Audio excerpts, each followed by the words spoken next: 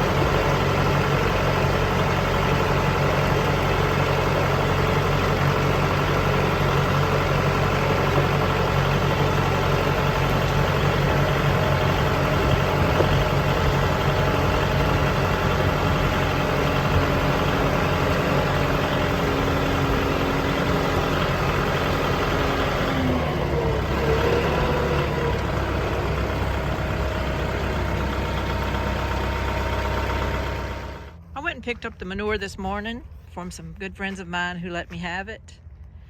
It is such a good thing to have something like that to do an input on your garden, to fertilize your garden. This is an outlying garden on our property. I call it Richard's garden because it's the garden my husband tilled up the couple of weekends right before his stroke back in January. And it's a fairly big garden. I think it's about 35 to 40 feet wide. I know it's about 100 to 110 feet long. So it's a pretty big garden. I want to focus the horse manure on this plot this year.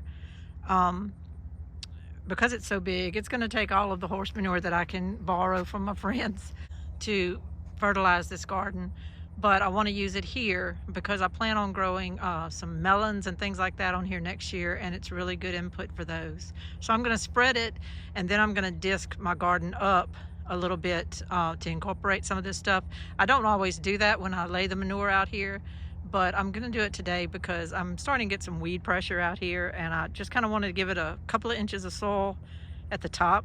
I want to disc up a little of that to kind of nip some of these weeds in the bud. I did not get a cover crop on this It's probably not too late, but I just don't know that it's going to happen. Or if it does, I really need my soil disked up anyway so that I can rake that in. So I'm going to put my manure out, and then I'm going to do the tractor work.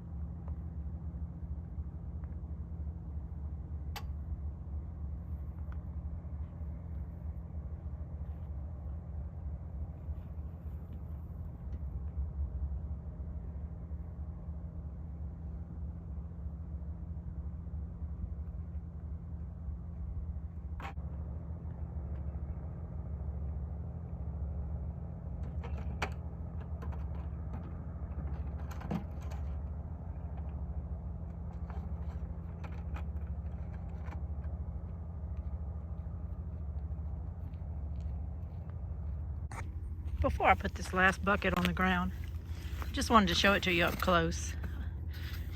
Folks, when someone calls me and says you can come get a load of this horse manure, it's like calling me and telling me they've got cash for me, because this is a great input to put on my garden, especially for things like melons, cantaloupes, muskmelons, all that kind of stuff. We grow lots of watermelon down here in the south, and the melons just love manure.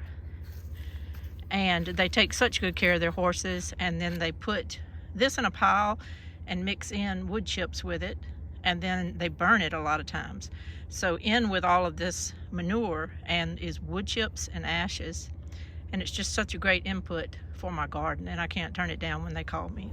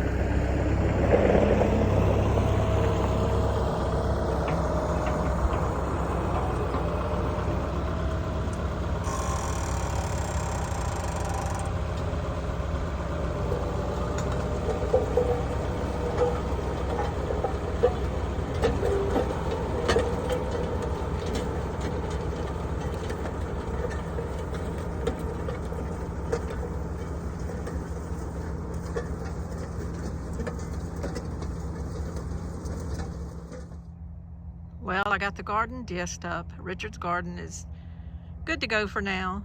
I've got a good bit of horse manure on that back end of it. I'll be working forward as I go. And I just tilled up the top couple of inches. This disc doesn't go really deep. It doesn't just tear up your soil like crazy or anything, but it does just disc it up a little bit. It helps with the weed pressure.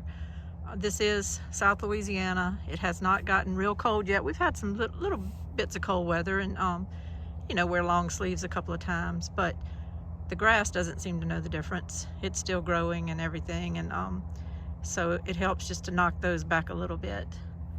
I have in my pocket, let me see if I can find it. I started growing Wilson sweet watermelons last year. Here's a little one right here. I just found one out in the field just a second ago when I was putting the horse manure down. Anyway, I was growing Wilson sweet watermelons last year, and they grew really well. I highly recommend that variety if anybody wants to grow watermelon. And they just They were pretty prolific, but the thing that's amazed me is I took down my garden a while back. You know, I took down the garden after the spring, and I didn't plant out here in the fall, but the Wilson sweets just kept coming up everywhere. It's just like they had volunteers everywhere, and they would put off little bitty melons. These, of course, won't go to full maturity because it's just too late and the frost will get them and everything. So I just kind of popped this one off the vine when I saw it. But it's just like they're so eager to grow. So I'm definitely growing that in the spring, because I have grown other varieties that just seemed like they were very lazy. This one seemed very energetic to grow. So I'm gonna do that later. I was just wanting to kind of show you just a little bit of what I get to look at when I'm out here. It's just beautiful. That is a sandbar on our property. And this was an old bar pit area, so we do have a sandbar on our property. But we just have a beautiful lake. And I just feel so fortunate when I'm out here to be able to just, I don't know, just relax and enjoy this peace and just think about the gardens and coming back and forth and fooling with them, you know, this spring. I'm looking so forward to it. It just gives me such relaxation, I guess. I guess everyone's goal in life is to not feel like they're working, but they're doing what they want to do.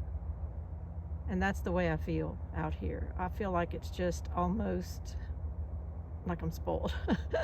Like, how do I get to do this at this point in my life, you know, to start a gardening business and get to be at home and just enjoy this. We do have our stresses at home, as I explained in another video, because of my husband's condition, but really most of the time I just try to block that kind of stuff out and just appreciate what I have. And so, and he does too, you know. He loves coming out here.